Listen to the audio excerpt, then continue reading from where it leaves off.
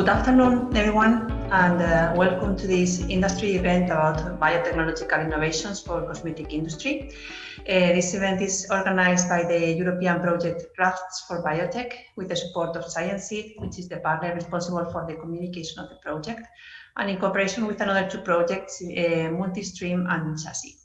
So my name is Begoña Ruiz, and I am the responsible of the Biotech Department at AINIA, a technology center based in Spain, with a focus on ingredients, products, and technologies for food, health, and well-being. So we at AINIA are working in the development and evaluation of novel biotech-based bioactive ingredients with application in several sectors, including cosmetics. Just to give you some background, we are focused on ingredients obtained by biosynthesis with bacterial platforms or by directed biocatalysis to obtain bioactive peptides from the protein-rich byproducts, as well as the evaluation with advanced in vitro cell-based models. So with this background, I am especially interested in the subject of today, and therefore I want to thank the organizers for appointing me as moderator of this event.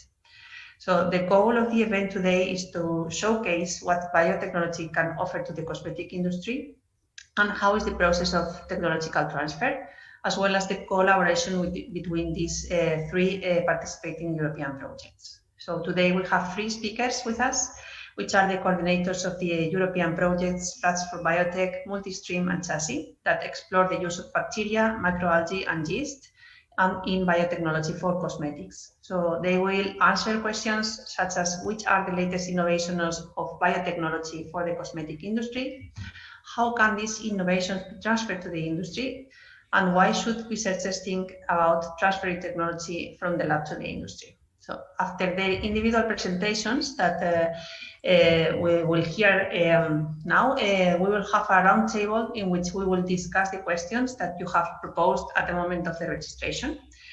And well, we will start now with the presentation of Daniel López, coordinator of the European project RaftsForBiotech. Daniel has a PhD on microbiology by the University of Murcia. He has worked in the Department of Microbiology and Immunobiology at Harvard Medical School in Boston and in the University of Würzburg in Germany as a group leader researching molecular infection biology.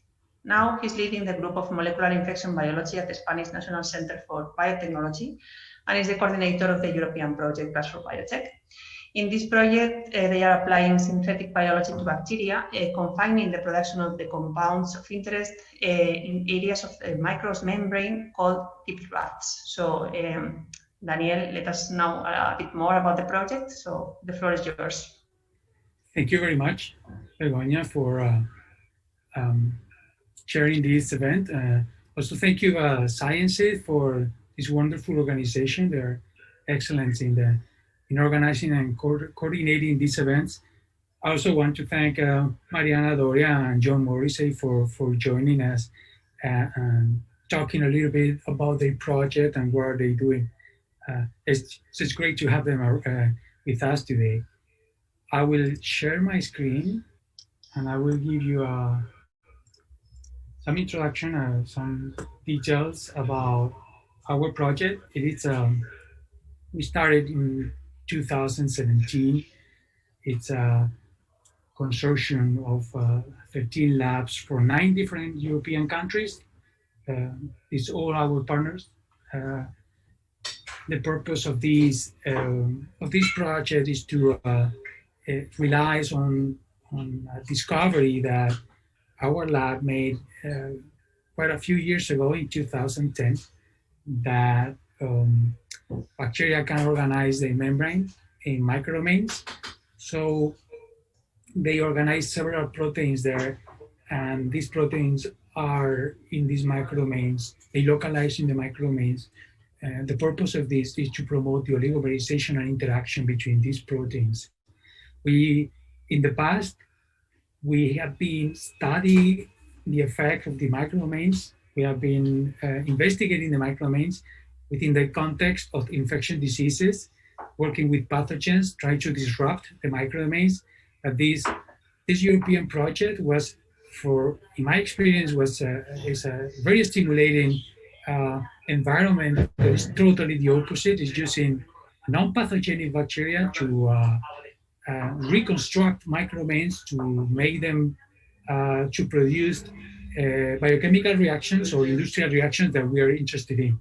So I actually am learning a lot from all the partners that join the consortium. There are many of them have definitely more experience in biotechnology than I am. I'm super excited to be part of this fantastic adventure. And well, we will continue.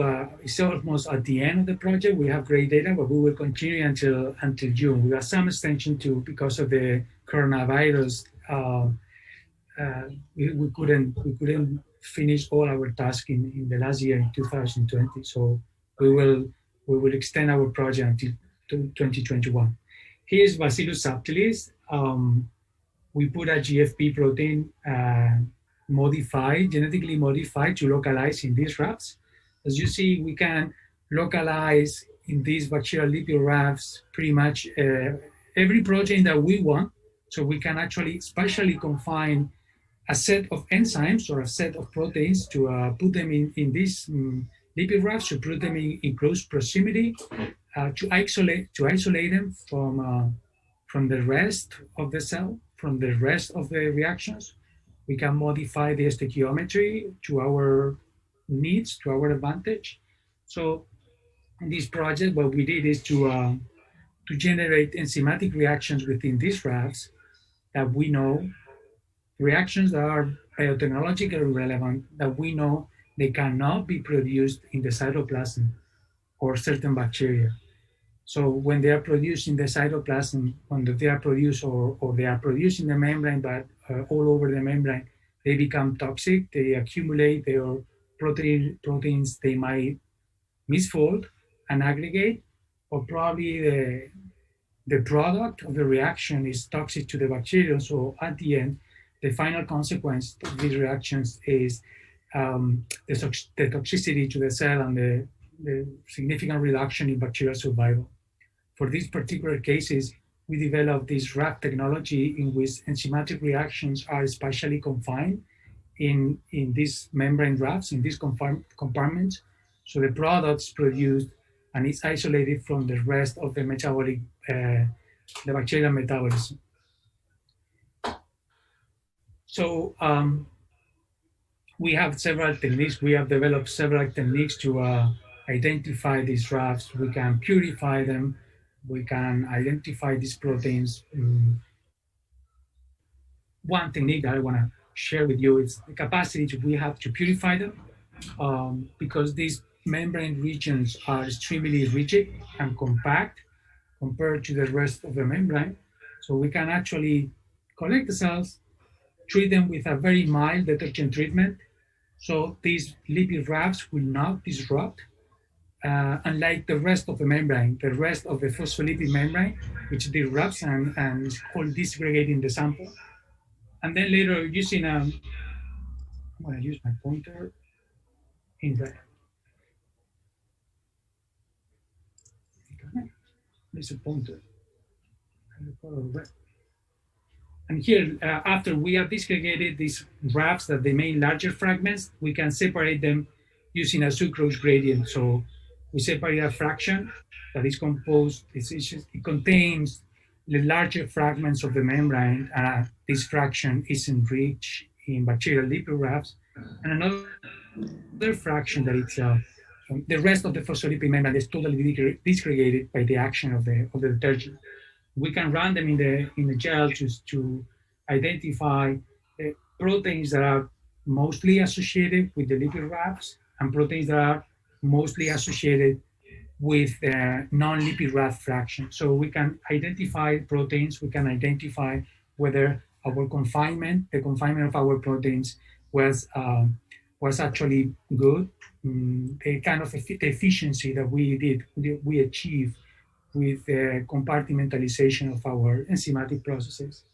We actually can do Raft purification. We can visualize it using membrane microscopy.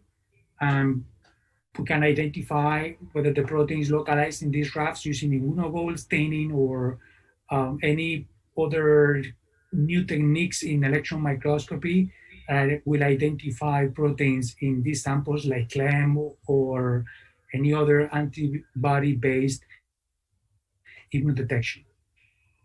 So based on this, we put our Raft technology to work to develop and to reduce cosmetics and more precisely organic pigments that we are interested in. So we are now in the process of producing these compounds and to achieve the production levels that are comparable to other industrial strains. So right now we have the technology developed. We have our strains producing these organic pigments for cosmetics the high rate. So, and in the stage of this project, at this very moment, so we are doing the escalation process because this is the key for us. We are getting great numbers in laboratory cultures in flask, but we need to see whether our Raft technology strains produces these cosmetics large quantities in large scale environments like this reactor, for example, that's set up by one of our partners, AINIA, to produce these cosmetics pigments. If you see these bottles, there is a lot of pigment produced, and we think our technology is just improving or increasing the production levels of the organic pigments compared to the current strains that are available, the current technologies that are available in the market. We need to test this at different conditions. We need to test this at different levels, but I think we are going to be competitive enough to reach the market. Something that I think, in addition to productivity, something that I think is important for Raft technology, I think it's unique or exclusive to this technology, is that we can implement this technology in pretty much every bacterial species of your need. It doesn't have to be an industrial strain. Probably you are interested in a particular wild type strain or in the wild type isolate that produces certain compound, and it has to be, you have to use this particular strain, this particular wild type isolate, which is not E. coli, it's not Bacillus subtilis, it's something that is totally outside the workhorses for biotech. We can actually implement the technology, the RaftsForBiotech. We can actually develop technologies in uncommon species. So the production level, the productivity level of the compound of your need, it's adequate to the markets. And with that, again, thank you very much to Sciences and also Mariana and John from joining us. I'm pretty sure we're going to have a great afternoon here talking about biotechnology. Thank you. So thank you very much, Daniel, for this. This was really interesting. So I am looking forward to know more about the project results. We will save the question for the end, and now we will move to the next presentation that will be given by Mariana Doria, which is the coordinator of the European project Multistream and the company Algae for Future. So Mariana has solid experience on innovation management, regulatory affairs and industrial strategy. She has a bachelor degree in chemical engineering from the Federal University of Rio de Janeiro, Brazil, and a PhD in economics and management from the University of Trento, Italy. So today she's working at A4F, Algae for Future, as a research and development project coordinator responsible for Multistream. This project in particular is aiming to provide valuable microalgae products for end users, including, of course, the cosmetic and fragrance industry, by reducing costs, increasing scale, and boosting sustainability. So, Mariana, the floor is yours. Thank you, Begoña. I hope everyone is seeing my screen. So I'm once more would like to thank the organization for having us presenting these very interesting and projects that regards cosmetics, but regards also a huge change to the industry, overall industry, in a way, so given by biotechnology. So today I'm presenting a multi-stream project. It's the idea of multi-stream is to make a biorefinery integrating different side streams thinking not just about sustainability, but this biorefinery will be a multi-stream, multi-method, and multi-product biorefinery that will create high-value products for food, feed, and fragrance. So having a range of, producing a range of different products for different industrial chains. And the main drivers of this project were issues regarding regulation, market, and industry. So we know that not only in Europe, but other places in the world, the microplastics are being restricted, given several pollution problems and being switched to biodegradable alternatives. If you think about market, the rising social awareness and environmental issues, and also regarding health issues of consumers and both business and consumers, also looking for more sustainable products. And from the industry, there's a growing demand from alternative resources as raw material for the different industrial chains, but substituting fossil fuels and fossil raw materials to renewable raw materials. So there's this critical need to shift this production from food, feed, and fragrance to each time more sustainable raw materials. So why microalgae? Microalgae represents a good solution to address these unsustainable practices that we have been, that has been causing different problems mainly in the last century. And it has also a vast biosynthetic potential that can produce several different high-value compounds and can be a good source of lipids, proteins, and pigments, for instance. And still, despite these advantages, it is still unexplored crop. So there are still barriers of scale that need to be faced, and how to make biorefineries based on microalgae and a large scale, and also technically and economically viable. So how to reduce the costs, increase scale, and boost sustainability? We will work in multi-stream that is almost 1 year project. We started just during the start of the COVID pandemic, unfortunately.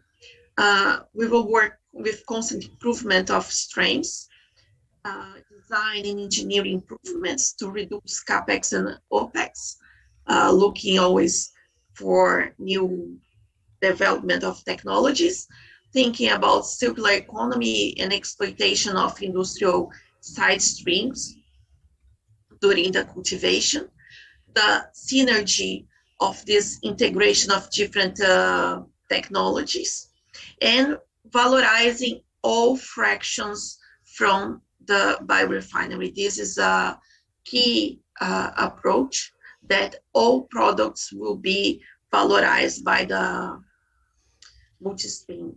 So the consortium is formed by 8 players that are from small and medium-sized companies to large multinationals, as well as research centers here in Europe. So multi-stream aims to bring impacts to social and economic impacts, demonstrating the validity and feasibility of this multi-biorefinery approach, creating these 4 new cross-sector interconnections, So each time more, the industrial chains, they need to be more connected and have more relationship between the industrial chains that we have today. So a product from one can be a byproduct from one, can be raw material for another. Multistream brings this topic back and establishing 3 new sustainable and economically viable value chains by producing these novel products.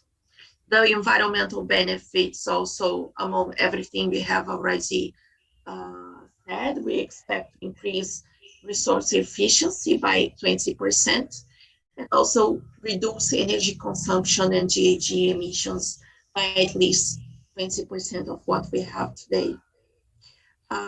The 7 consumer products, they will focus on proteins, more organic compounds for building blocks for the fragrance industry, lipids for spreads, and protein, carbohydrates, lipids, and other feed ingredients also.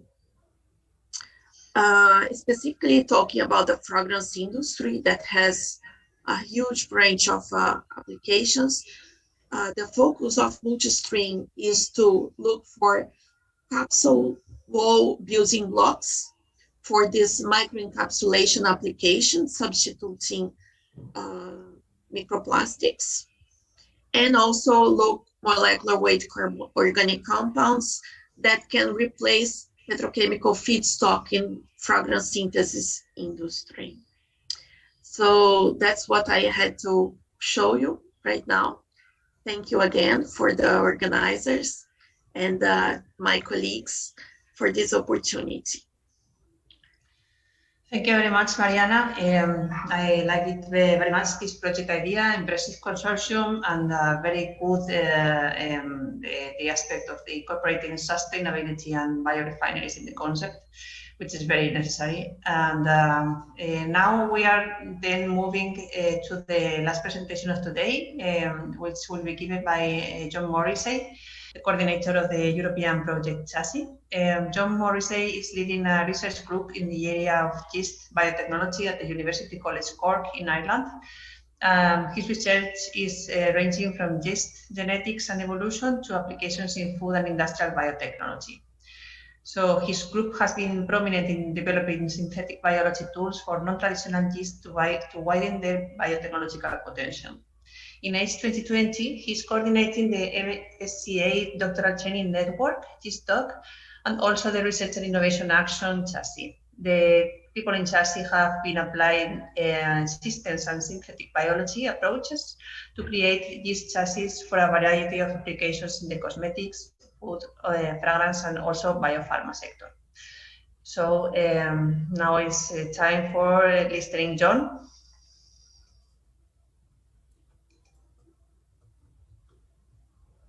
Thank you.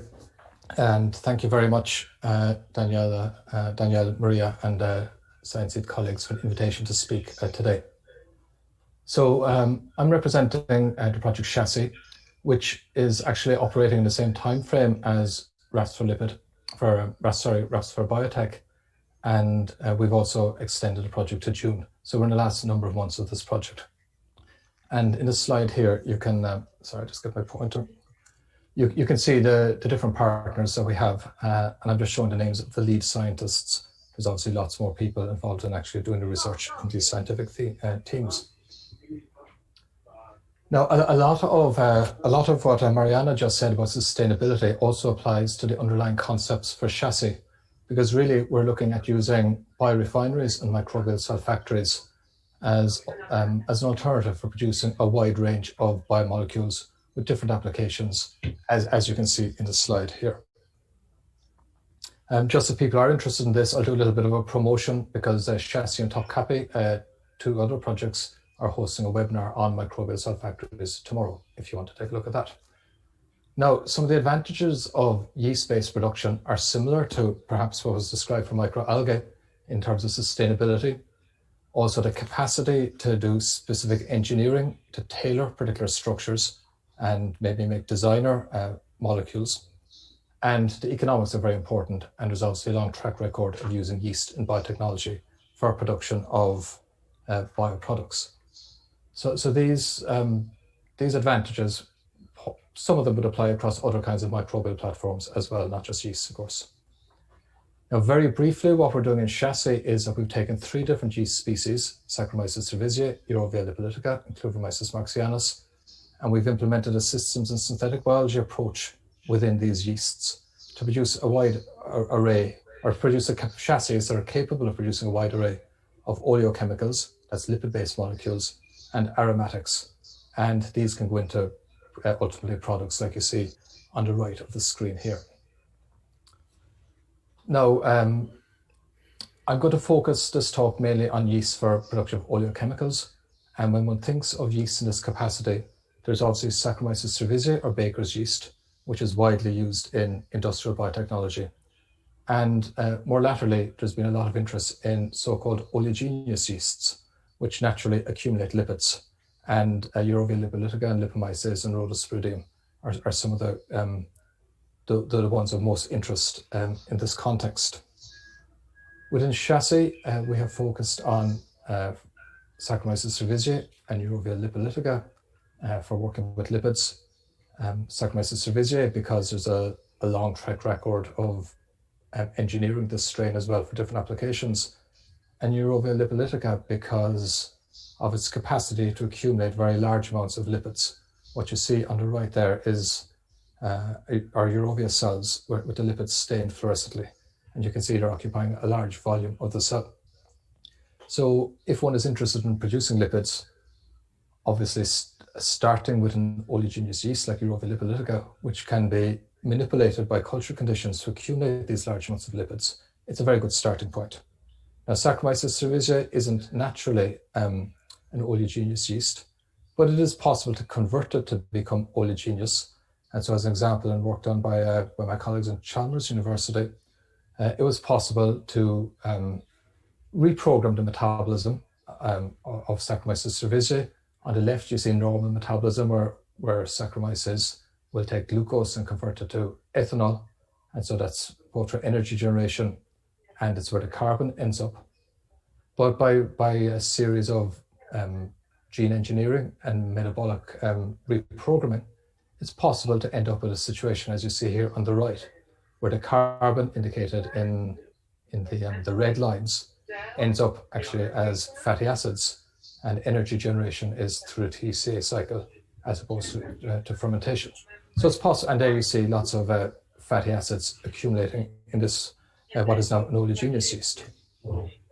So in a nutshell, as I said, for Chassy, we're looking at systems biology and synthetic biology approaches to do this.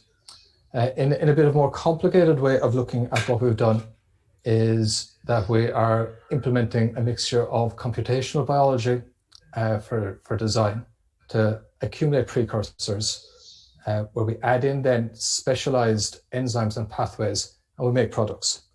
Now, one of those that I'm not going to talk about here is the aromatic side of the project.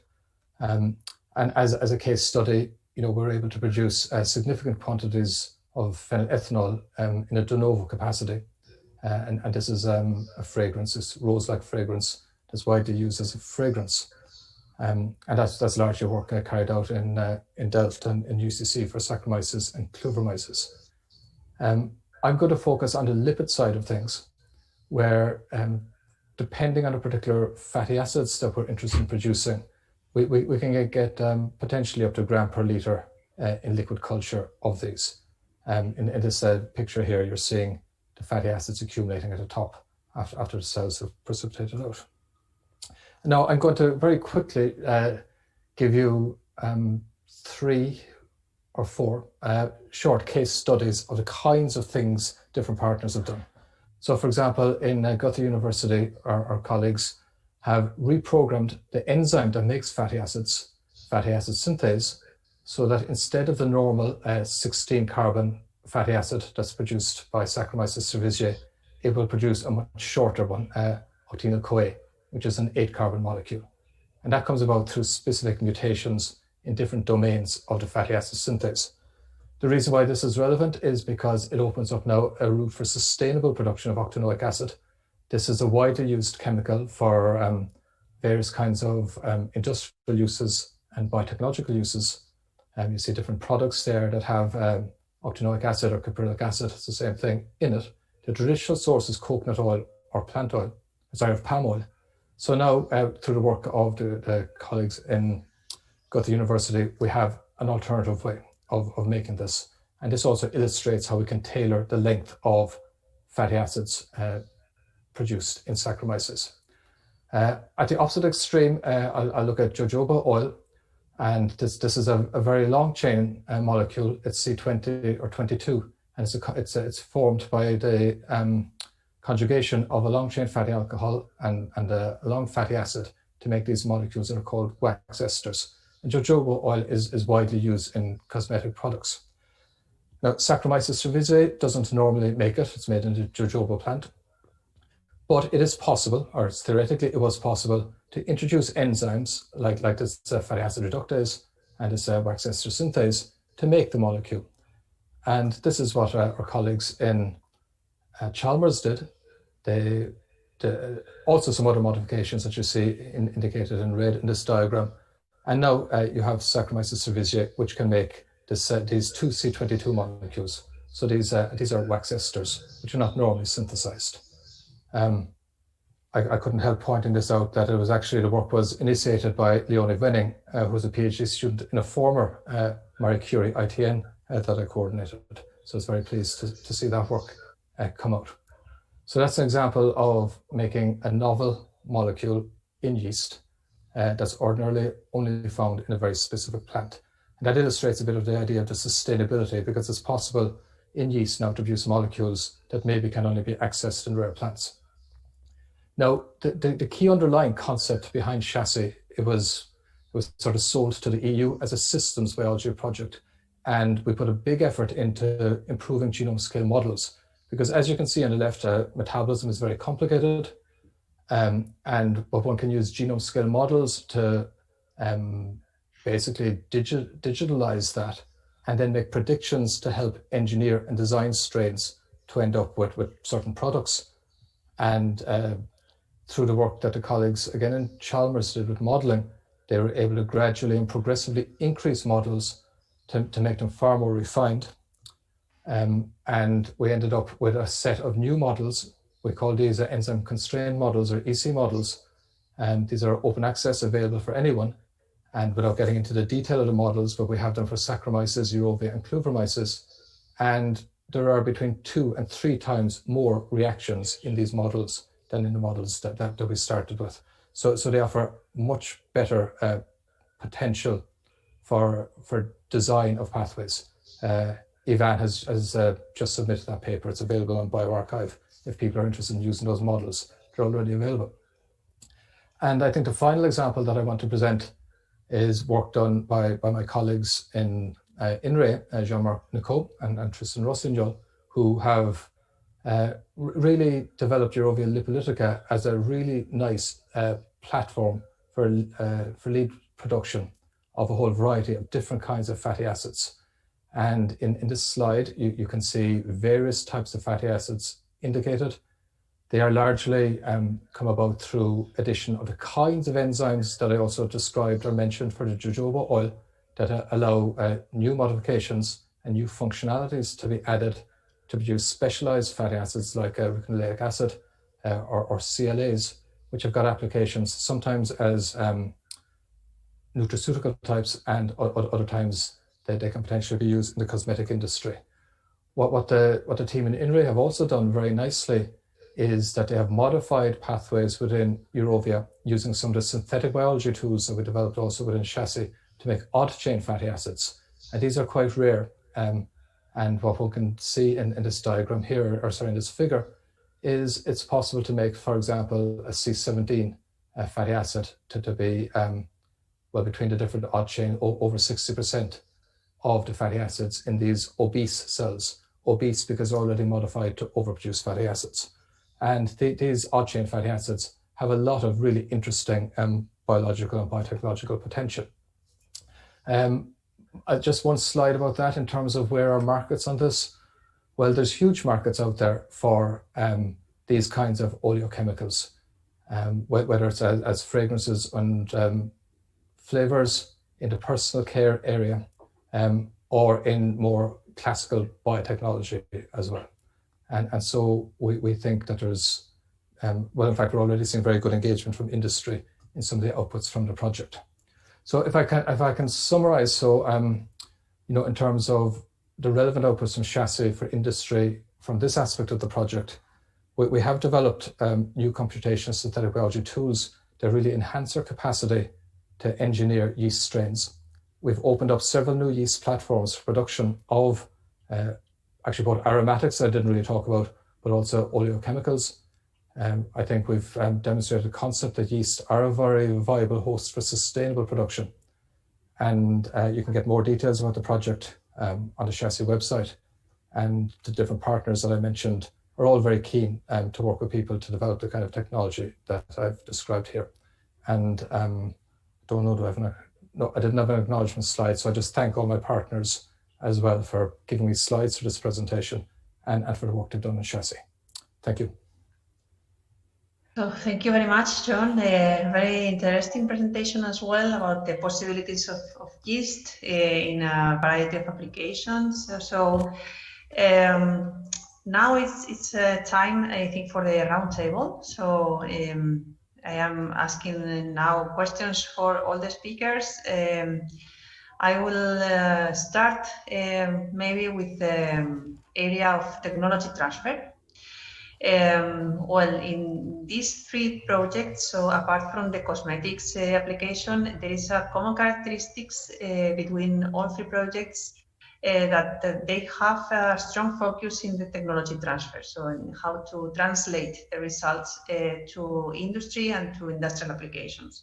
So I would like to hear from you, why do you think it is important, and how are you planning to promote industrial exploitation of the results?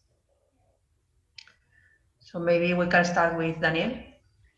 Yes, for in our case, we plan is to we are right now contemplating two options for licensing the technology to companies that would be interested to implement the RaftsForBiotech in their setup. But we are also interested in developing our own spin-off to provide the service to companies, to biotech companies, that they have one particular chassis, and for whatever reason the production is not good enough, and they think RaftsForBiotech technology can help. So we can develop the avatar version with the RaftsForBiotech technology of the strain. And that adds, it's a possibility to provide the service in a spin-off company that we are now trying to set up for that. This is one of the reasons why we are working hard to get this cosmetic line of work working. It will be an excellent proof of concept for us to show that we can actually make it work. We can actually show that the RaftsForBiotech is useful to improve production of compounds in unusual strains. So in addition to the fact that we are interested in cosmetics and fragrances, I think it will be an excellent proof of concept for any other compound and any other strain that people might be interested in.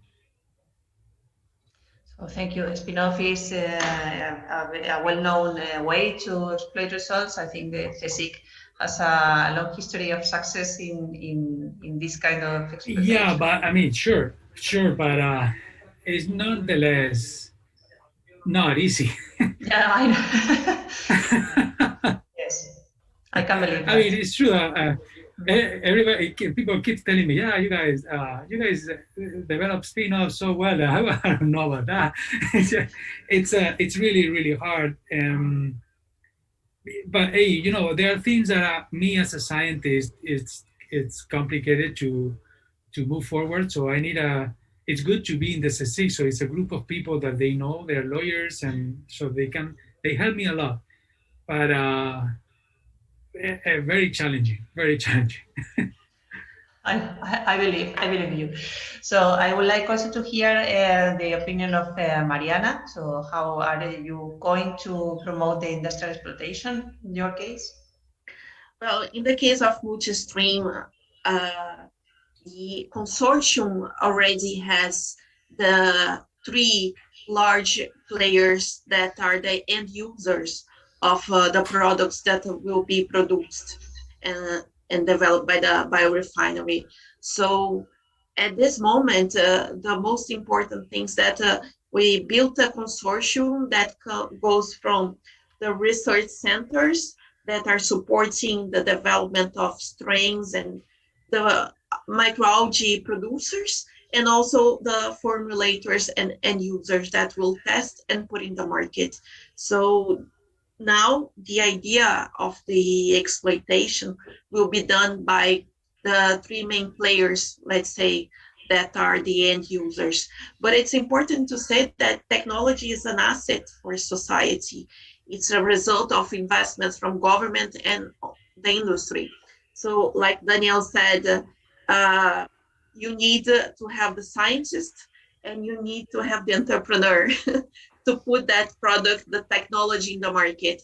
If you just develop the technology and it's not in the market, it will not give back all the investments that the society made to develop this technology back to the society. So it's very important to us that if you will protect the technology through intellectual property or license or do spin-offs, the importance is that these projects, they will derive products that will be beneficial for everyone.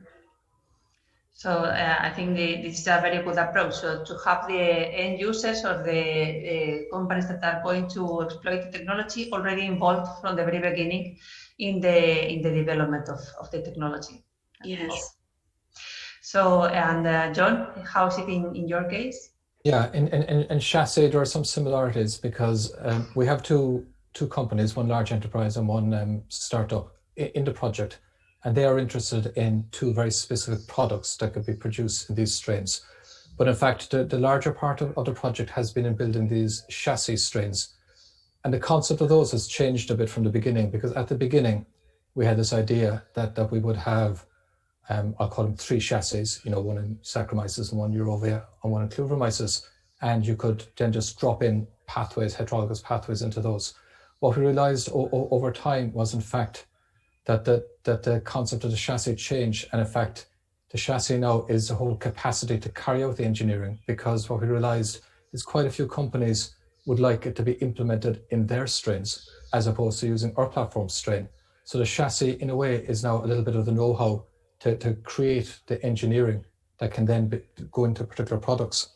So the way that's been progressed, and we have a couple of these already, I'd say, in the pipeline, are through bilateral collaborations to further use, I'll call it the know-how to develop with particular companies, particular products that they have in mind in their strains.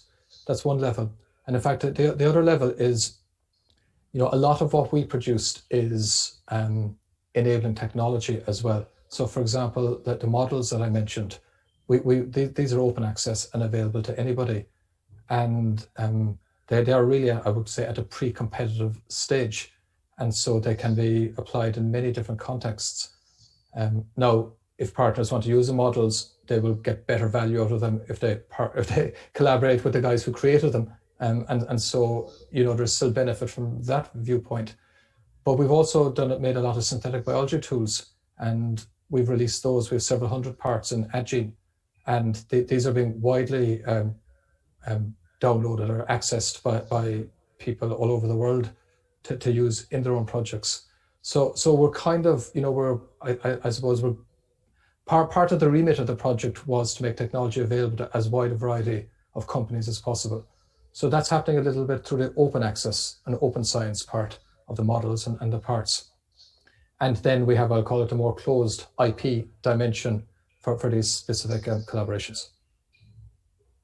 That's great. So you have the two sides of the coin, let's say. So for one side is this industrial exploitation and these products in the pipeline, and then there is also open access results. So that because of course these projects have such a dimension that not only results in the form of a product are obtained, but also methodologies or models that can also be used for other initiatives. So, have you experienced difficulties? So I guess so. I think so because of Daniel has already mentioned something, but which difficulties or barriers or enables have you identified for technology transfer in the case of cosmetic sector? For me, I mean, right now, one of the key barriers we experience in our attempt to escalate, to scale up our process to replicate industrial conditions, I think it's not a trivial thing to reproduce industrial conditions in one particular setup in the laboratory reactor, because industrial conditions is just so broad, it's so range that every different company, even to produce the same compound, they use very different conditions, very different strains. So it's not something standard that you will follow and you get your number. So it's you have to dip in and understand every process one by one and try to reproduce it in a different setup. So sometimes it's complicated. For the case of the spin-off, I'd say what I think is just more challenging to me, it's to the entire bureaucracy and the paperwork. It's complicated to get all this done and to actually start. I think it's particularly challenging in for example, for CSIC. One example is like we are civil servants, right? So we work for the government. So because the CSIC is a governmental institution, it's for research, but it's a governmental institution. So we are actually not entitled to have private companies by law. So we can actually not have spin-offs. So somebody, they have to have them. You have to find these people. So it's actually very hard to find people that they want to run spin-off. Yes, so I think this is a burden. No? This extreme bureaucracy can even stop initiatives from the very beginning. So, which is the experience in the case of Mariana? Well, it's very soon to talk about this because it's a 4 years project and we are still in the first year.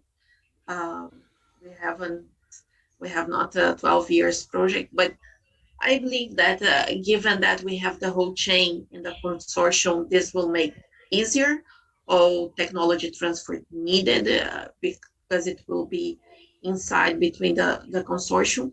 But of course that although we are in the first year of project, we are already discussing business strategy, business opportunity. I believe that along the project, all new technologies that will be developed and the strategies, how to protect what will be published, all these issues will be along discussed. So we have the most benefit for everyone along the project. Yeah, indeed, the IP protection is always key, not only in cosmetic, for every sector. And for you, John? Yeah, I think the technological challenges around scale up that Daniel mentioned are very relevant. But I think something else that I guess we encounter a little bit is maybe what I describe as a bit of a risk aversion or a reluctance to change maybe on the industry side. And that kind of takes a couple of dimensions. One is very often I say asking, but we're suggesting to companies that you would switch production processes, let's say from either extraction from plants or from chemical synthesis, something that's working very well for them maybe at the moment. And so switching to a biotechnological process is a risk, especially for a company that maybe doesn't have a very long track record and experience of that itself. And then even for companies that do have the experience, people very often tend to be quite wedded to the systems that they have. And one thing that you find in biotechnological production, you have to be willing to switch hosts, and you can't be too fond of your favorite organism, really, because even for something like the lipids, some lipids are better produced in Eurovia and some are better produced in Saccharomyces. And it's not necessarily clear at the beginning which will be the case. So if you're a company and you only want to work with Saccharomyces and you don't want to work with Eurovia because you never worked with it before, you're kind of excluding then, switching to that platform. And I think that's a bit of a barrier. And so I think what we need probably as well are more examples of success in the sector. And the synthetic biology sector suffered a bit because there were some initial high-profile examples that then kind of ran out of steam, as models changed. And one can think of, think of a company like Amyris and the biofuels, and that didn't work out. But on the other hand, Amyris, as a synthetic biology company, has now switched to cosmetic molecules and flavors of fragrances, and they seem to be doing very well. I saw an article in Forbes very recently where they're predicting that every new molecule that they make will have a value of between $50 and $100 million. So we need kind of examples of, I would say, yeast-derived products or microbial-derived products make it to the market, because I think in the companies, the scientists are interested, but it can be quite difficult, I think, to convince the people who control the money to take a risk, because they kind of know the scientists get carried away by enthusiasm as well. So yes, I can relate to that, because we have had ourselves this experience as well in the past. So the fear to change, and the fear also to handle biotech processes sometimes as well. So and now which leads me to the next point, which is the link between cosmetics and biotechnology. So why did you choose cosmetics for biotech application? So which challenges of the cosmetic sector do you think that the biotechnology is able to solve? For us, we started the project with 3 study cases that we wanted to develop, and one of the goals in the project was to develop a business plan that includes a market search to see whether our technology will be economically efficient or will introduce fine in the 3 sectors that we want to target. And in the middle of the project, we realized that the cosmetic sector was our studies of the market was favorable in the case of the cosmetic sector, and it was not favorable in the other 2 sectors. So it actually produces strains that they were very good, but the sectors were, the relation cost and profits were not good enough. So we decided to not to quit, but to hold them a little bit and to focus on the one in cosmetics, because we think it was in our business studies, it was the winner, the more profitable one, and it works fine. So we decided to develop it as fast as we can. Yeah. And which specific challenge are you addressing, for example, in your project? Because I think I understood that with the lipid Rafts, so some kind of increase of the efficiencies can be achieved, or the possibility to use strains that are not so common. Yes, so I think there are 2 main goals that we want to address.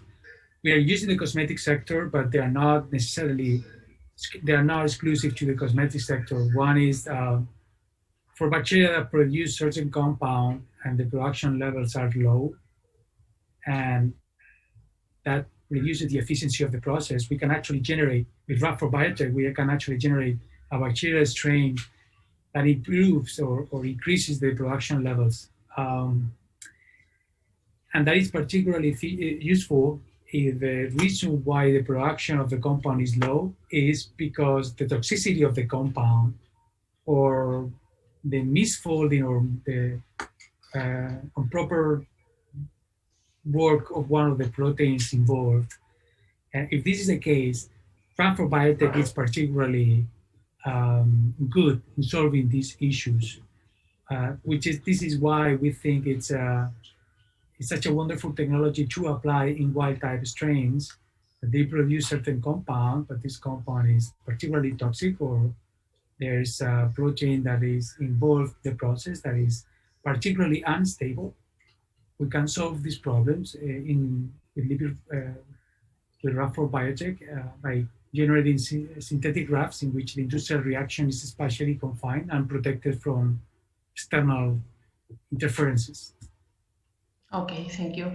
And Mariana, in your case, I guess it has something to do with sustainability, mainly of the soil. Well, everything always has to do somehow in sustainability, given that industry in the world today, they will put just a new product in the market if it is more sustainable, economically, socially, and environmentally than the status quo, of course. But cosmetic sector is a very interesting starting point when we are talking about novel technologies. Why? First, because usually the average value-added price of a cosmetic product is higher than other industrial sectors. And although it's not such as valued as a pharmaceutical, for instance, but you don't have to go through so much regulation like the pharmaceutical industry has. The cosmetic sector also deals with smaller volumes. So if you are starting with a demo plant, the first industrial plant, it's you don't need very high volumes to enter the market. And also is a sector that is more sensible, yes, with sustainability, because of the perception of consumers and overall consumers. They want to know what they are putting in their face and how they are washing their hair. So the cosmetic sector also faces a lot of questioning by pressure from the consumers market. So they need, although size risk aversion that is common everywhere in the world, more or less, they need to launch new products every month in the market. So they need to keep on looking for innovative opportunities for their consumers. Highly competitive sector. So also because of that, it is a good options to start with novel technologies. Yes, indeed, you are right. So I think the cosmetic sector is one of the most innovative because they are reformulating all the time. And so they need new compounds and look for sustainability, and all of course, the storytelling is important as well. So in your case, John, so which specific challenges in the cosmetic sector are you solving with Biotech? Okay, I think I won't repeat all the comments about sustainability because that's also a big marketing point for us and a big advantage. If I could add to it then, if I think about the technology that we have, the capacity to rapidly generate variety is very important, because I think, as Mariana mentioned, companies look for new products, and it's very, I'll say, easy. It's relatively easy in the yeast system to add in new enzymes and change the functionality of individual molecules. For example, add a double bond or add a side chain, and you can get new properties that can be interesting for the cosmetic sector. So the capacity to innovate and come up with new products is something that we can offer the sector. But I suppose the third thing I would say is, I mean, we didn't exclusively decide to target the cosmetic sector because Our initial concept, what we've been developing, our strains are optimized for production of precursor molecules. And so there's particular molecules inside in the cell that are used as building blocks for a whole variety of different kinds of products. And these can go towards lipids or towards aromatics. But even once they go towards, let's say, lipids and fatty acids, then there are different directions, because some of these fatty acids can go in the direction of cosmetics, depending on what further modifications one does. But some can also go in potentially the pharmaceutical sector or in that direction. So while the cosmetics sector is one where we see interest from companies, and we think we've got a very good offering, there are some other applications and other directions that our strains can go as well. And we're opportunist. So if anybody wants to use our platforms and our technology, and if you're not ethically unsound, we will collaborate with you. And if you're ethically unsound and have a lot of money, we'll collaborate with you as well. Okay. Delete that bit from the recording. So we are taking good note of this.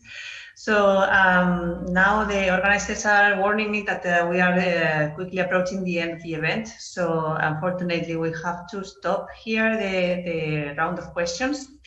So I think we have learned a lot today. So very interesting presentations about projects proposing solutions for finding interesting compounds for cosmetics from all possible resources, bacteria, yeasts, and microalgae, proposing sustainable, efficient, and innovative processes.